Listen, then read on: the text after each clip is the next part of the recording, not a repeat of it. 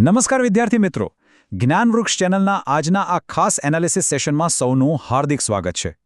જે વિદ્યાર્થીઓ GPSC class 1 અને 2, ડીવાયએસઓ કે એસટીઆઈ જેવી સ્પર્ધાત્મક પરીક્ષાઓની તૈયારી કરી રહ્યા છે, તેમના માટે આજનો આ માસ્ટર ક્લાસ ખરેખર ગેમ ચેન્જર સાબિત થવાનો છે.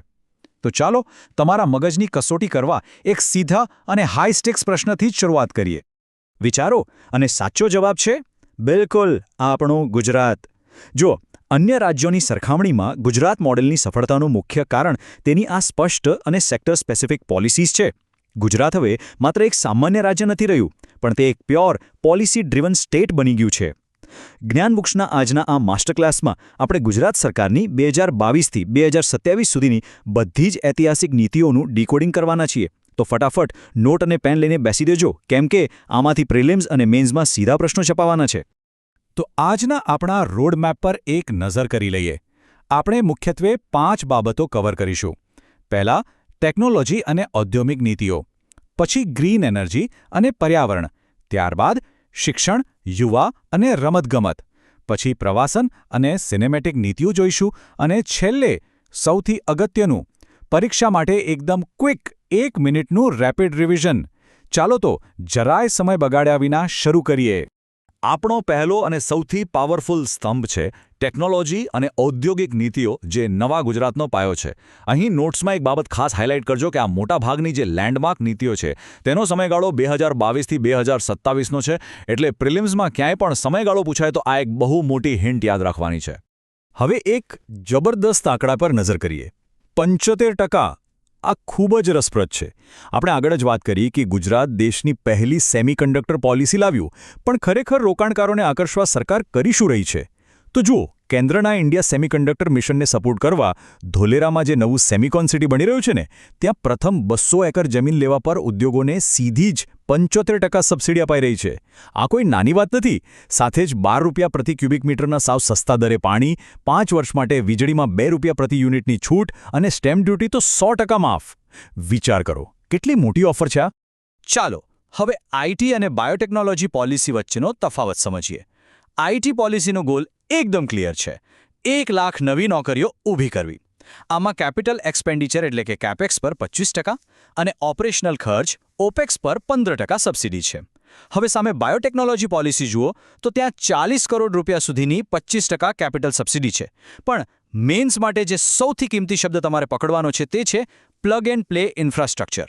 ઐતિહાસિક રીતે પહેલીવાર એવું બની રહ્યું છે કે બાયોટેક કંપનીઓને બધું જ તૈયાર ઇન્ફ્રાસ્ટ્રક્ચર મળશે. બસ આવો અને સીધું પ્રોડક્શન શરૂ કરો. આ બઝવર્ડ મેન્સના પેપરમાં અચૂક લખજો.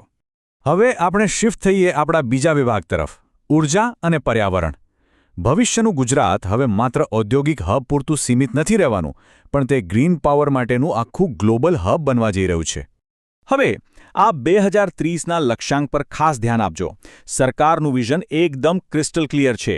પ્રિલિમ્સ માટે આ 2030નો ટાર્ગેટ હાઈલી પ્રોબેબલ ક્વેશ્ચન છે. લખી જ લેજો. ગુજરાત રિન્યુએબલ એનર્જી પોલિસીનું લક્ષ્યાંક છે 2030 સુધીમાં પૂરા 100 ગીગાવોટ પુનઃપ્રાપ્ય ઉર્જા ઉત્પન્ન કરવી, જેમાંથી 36 ગીગાવોટ આપણે આપણા રાજ્યમાં વાપરીશું અને બાકીનું અન્ય રાજ્યોને વેચીશું. અને આમાં સૌથી મોટો ગેમ ચેન્જર પોઈન્ટ એ છે કે સૌર અને પવન ઉર્જા માટે અગાઉ જે કેપેસિટીની લિમિટ હતી ને, એ હવે સંપૂર્ણપણે હટાવી લેવાઈ છે. બસ ગ્રાહકને જેટલી જરૂર હોય તેટલા મોટા પ્લાન્ટે લગાવી શકશે. આની સાથે ગ્રીન હાઇડ્રોજન અને ઈવી પોલિસીના ટાર્ગેટ પણ મગજમાં ફિટ કરી લેજો. ગુજરાત દર વર્ષે 3 million metric ton green hydrogen બનાવીને વૈશ્વિક લીડર બનવા માંગે છે. એના માટે કચ્છ અને બનાસકાંઠાની જે બંજર જમીનો પડી છે તેનો સ્માર્ટ અને વ્યૂહાત્મક ઉપયોગ થવાનો છે. છે ને ગજબનું પ્લાનિંગ? હવે ઈવી પોલિસીની વાત કરીએ તો 2 લાખ વાહનો અને 500થી વધુ ચાર્જિંગ સ્ટેશનોનો ટાર્ગેટ છે. અને ફાયદો શું?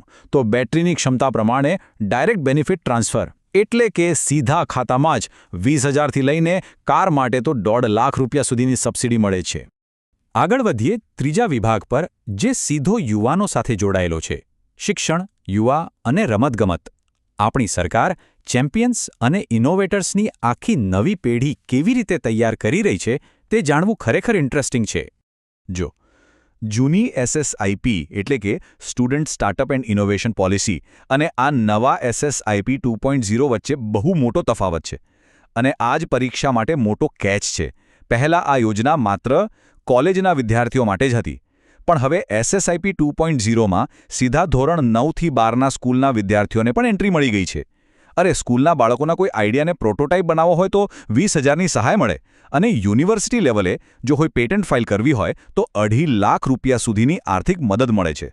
હવે સ્પોર્ટ્સ પોલિસીનું જબરદસ્ત માળખું સમજી લઈએ. આપણી નજર સીધી 2036ના ઓલિમ્પિક્સ પર છે, એટલે સ્ટેપ બાય સ્ટેપ પ્લાનિંગ છે. પહેલા ખેલ મહાકુંભ 2.0 દ્વારા ગામડેથી ટેલેન્ટ શોધવાનું, પછી તેમને 4 નવા હાઈ પરફોર્મન્સ સેન્ટર્સમાં વર્લ્ડ ક્લાસ ટ્રેનિંગ આપવાની. અને સાંભળજો, સૌથી મોટું મોટિવેશન શું છે ખબર છે? જો કોઈ ખેલાડી આંતરરાષ્ટ્રીય સ્તરે મેડલ લઈને આવે તો તેને સીધી જ ક્લાસ 1 કે ક્લાસ 2 ઓફિસરની સરકારી નોકરી, અને જો ઓલિમ્પિક ગોલ્ડ આવે તો 3 કરોડ રૂપિયા જેવો તોતિંગ રોકડ પુરસ્કાર. ચાલો હવે શિફ્ટ થઈએ આપણા ચોથા સ્તંભ પર, પ્રવાસન અને સિનેમેટિક નીતિઓ. કોવિડ પછી ગુજરાતના પ્રવાસનને ફરી ધમધમતું કરવા માટે સરકારનું શું વિઝન છે તે ફટાફટ સમજી લઈએ. પ્રવાસન નીતિમાં આપણે કેરળની જેમ હાઈ યીલ્ડ અને લો ઇમ્પેક્ટ મોડેલ પકડ્યું છે. એટલે કે પર્યાવરણને કોઈ જ નુકસાન કર્યા વગર પ્રવાસનમાંથી મહત્તમ આવક મેળવવી. આપણું પૂરું ફોકસ હવે કેરાવાન, વેલનેસ આયુર્વેદિક રિસોર્ટ અને ઇકો ટુરિઝમ પર છે. ખાસ નોંધજો કે હોટેલ વ્યવસાયને હવે સત્તાવાર ઇન્ડસ્ટ્રીનો દરજ્જો આપી દેવાયો છે. અને સિનેમેટિક પોલિસી વિશે સાંભળશો તો મજા પડી જશે. જો બોલિવૂડ કે હોલિવૂડની કોઈ ફિલ્મ ગુજરાતમાં શૂટ થાય તો તેમને પ્રોડક્શન ખર્ચમાં 5 કરોડ સુધીની સબસિડી મળે છે. હવે વિચારો, આનાથી કચ્છનું રણ અને નડાબેટ જેવા વિસ્તારો ગ્લોબલ લેવલે કેટલા પ્રખ્યાત થશે અને ત્યાંના લોકોને કેટલી બધી રોજગારી મળશે. ઓકે, તો હવે સમય છે આપણા 5મા અને સૌથી ફેવરિટ વિભાગનો, 1 મિનિટની સ્પ્રિન્ટ, એટલે કે આપણું સુપરફાસ્ટ રિવિઝન અને એક્ઝામ ટિપ્સ. બધા જ અલર્ટ થઈ જજો, કેમ કે આ સૌથી વધુ સ્કોરિંગ સેક્શન છે. પ્રિલિમ્સ માટે આ હિટ લિસ્ટ તમારા મગજમાં કાયમ માટે પ્રિન્ટ કરી લેજો. ચાલો ફટાફટ બોલો. સેમિકન્ડક્ટર પોલિસી લાવનારું પહેલું રાજ્ય ગુજરાત. SSIP 2.0માં નવું શું છે? તેમાં હવે ધોરણ 9થી 12ના વિદ્યાર્થીઓ પણ સામેલ છે. રિન્યુએબલ એનર્જીનો આપણો ટાર્ગેટ 2030 સુધીમાં પૂરા 100 ગીગાવાટ. અને મોટાભાગની આ બધી નીતિઓનો સમયગાળો કયો છે? એક્ઝેક્ટલી 2022થી 2027. જો પરીક્ષામાં જોડકા પૂછાય તો આ સમયગાળો જોઈને જ સાચો જવાબ મળી જવો જોઈએ. હવે મેન્સવાળા ખાસ સાંભળે. જ્યારે પણ તમે અર્થવ્યવસ્થા કે ગુજરાત મોડલ પર આન્સર રાઇટિંગ કરતા હો ત્યારે સામાન્ય ભાષા વાપરવાને બદલે આ 4 બ્રહ્માસ્ત્ર કીવર્ડ્સ અચૂક વાપરવાના છે. પહેલું, ઇકોસિસ્ટમ ક્રિએશન, એટલે કે ઇકોસિસ્ટમનું નિર્માણ. બીજું, પ્લગ એન્ડ પ્લે ઇન્ફ્રાસ્ટ્રક્ચર. ત્રીજું, ઇન્સેન્ટિવ ડ્રિવન ગ્રોથ, એટલે કે પ્રોત્સાહન આધારિત વિકાસ. અને ચોથું, ઇઝ ઓફ ડુઇંગ બિઝનેસ. હું ગેરંટી આપું છું, આ શબ્દો તમારા જવાબનું વજન એટલું વધારી દેશે કે એક્ઝામિનર તમને સારા માર્ક્સ આપવા મજબૂર થઈ જશે. અને છેલ્લે, તમારા નિબંધ માટેનું એક પાવરફુલ બ્રહ્માસ્ત્ર. જો પેપરમાં રોજગારી, ઇકોનોમી કે પર્યાવરણને લગતો કોઈ પણ નિબંધ આવે તો શરૂઆતમાં કે અંતમાં આ વાક્ય ચોક્કસથી ટાંકી દેજો. રાજ્યની સ્પષ્ટ નીતિઓ જ વિકાસનો સાચો નકશો છે. આ એક જ વાક્ય તમારા નિબંધમાં એવું જબરદસ્ત ઊંડાણ લાવશે કે પેપર ચેકર પર તમારી કાયમી છાપ પડી જશે. તો વિદ્યાર્થી મિત્રો, મને પૂરો વિશ્વાસ છે કે જ્ઞાનવૃક્ષ ચેનલનું આ ડિટેલ્ડ એનાલિસિસ તમારી સ્પર્ધાત્મક પરીક્ષાની તૈયારીમાં એક મોટો જમ્પ લાવશે. જો તમને આ માસ્ટર ક્લાસ ખરેખર હેલ્પફુલ લાગ્યો હોય તો વિડીયોને હમણાં જ લાઇક કરી દો. તમારા સ્ટડી ગ્રુપમાં મિત્રો સાથે આને દબાવીને શેર કરો. અને હા, આપણી જ્ઞાનવૃક્ષ ચેનલને સબસ્ક્રાઇબ કરવાનું બિલકુલ ભૂલતા નહીં. આ પોલિસીઝ વિશે તમારા મનમાં કોઈ પણ ડાઉટ કે પ્રશ્ન હોય તો નીચે કોમેન્ટ બોક્સમાં બિંદાસ પૂછી લો. બસ આ જ ઉત્સાહથી તૈયારી કરતા રહો. તમને સફળતા 100% મળશે. મળીએ નેક્સ્ટ સેશનમાં. આભાર.